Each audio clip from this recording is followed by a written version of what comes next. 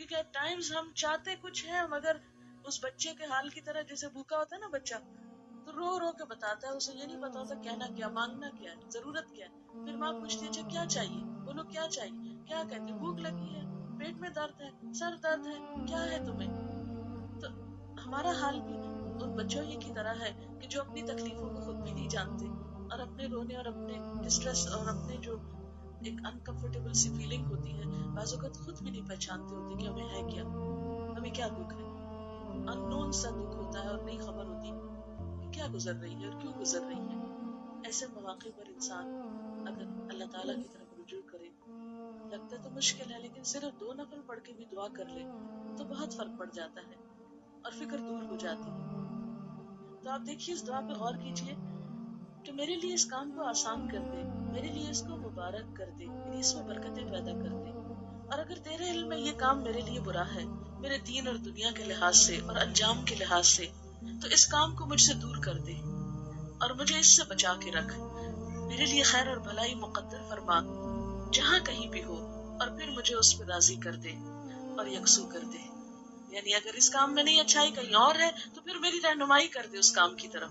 یعنی کتنی خوبصورت دعا ہے جس موقع پہ مانگی جاتی ہے. پھر اسی طرح آپ دیکھیں مثلا تاریخ طے کر رہے ہیں، مثلا کوئی اور اسی طرح کے اس معاملے میں اہم ڈیسیژن لے رہے ہیں. آپ ذرا سوچیں ہارڈلی کتنے منٹ لگتے ہیں 2 نفل پڑھنے میں؟ 5 منٹ. وضو کو کتنے منٹ لگتے ہوں گے؟ 5 منٹ. وہ جو سارا دن فکر کا بوجھ سر پہ اٹھائے رکھتے ہیں، 5 منٹ میں وضو کر لیں، 5 میں 2 نفل پڑھ لیں اور یہ دعا پڑھ لیں، بہت بہتر فیل کریں گے. لیکن نفس کو منانا تو پھر اپنا ہی کام ہے، کوئی اور تو ہمیں زبردستی نہیں کرا سکتا. پھر اسی طرح آپ دیکھیں کہ بچوں کی جب بھی شادی ہوتی ہے تو ماں باپ کے دل پہ بنی ہوئی ہوتی ہے نا. میں خود اس کیفیت سے گزری ہوں کہ ایک عجیب سا بوجھ ہوتا ہے کہ اللہ سب خیر ہو، معلوم نہیں ان کی آپس میں بنے نہ بنے، کیا ہو کیا نہ ہو. ایسی ساری فکروں کو اللہ کے حوالے کریں. بس جب فکر چھانے لگے 2 نفل پڑھ کے اللہ تعالیٰ سے دعا کر لیں، نستعینہ، یہ اللہ ہی نے ہمیں طریقہ سکھایا ہے کہ ہم اس سے مدد مانگے. لیکن ساری قدرت ساری قوت اس کے ہاتھ میں نا.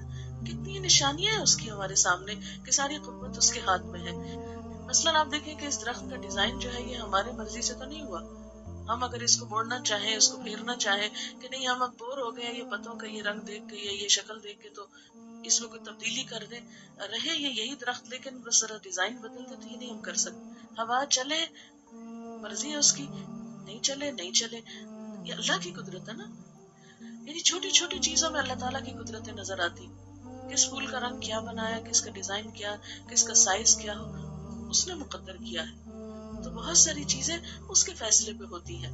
ہمارا کام کیا ہے؟ بس اس سے خیر اور بھلائی کے طلبگار رہیں، اس سے مانگتے رہیں، اس سے اچھی امیدیں رکھیں، اس سے اچھا گمان رکھیں. جیسا کہ حدیث میں آتا ہے اللہ تعالیٰ فرماتے ہیں کہ میں اپنے بندے کے ساتھ اس کے گمان کے مطابق معاملہ کرتا ہوں. جیسا وہ میرے بارے میں گمان رکھتا ہے میں بھی پھر اس کے ساتھ ویسا ہی معاملہ کرتا ہوں. کبھی مایوس نہ ہو اس کی رحمت سے، کبھی دل چھوٹا نہ کرے، کبھی یہ نہ سمجھے کہ یہ نہیں ہو سکتا. اس کے لیے کچھ بھی مشکل نہیں، اس کے ہاں سب کچھ ہو سکتا ہے. ہاں کمی ہے تو ہمارے اپنے مانگنے میں اور ہماری اپنی کوتاہی ہے کہ اس کی طرف رجوع نہیں کرتے. مزید ایسی اسلامک ویڈیوز دیکھنے کے لیے ہمارے چینل ماریہ خان وائس کو سبسکرائب کریں. اللہ حافظ.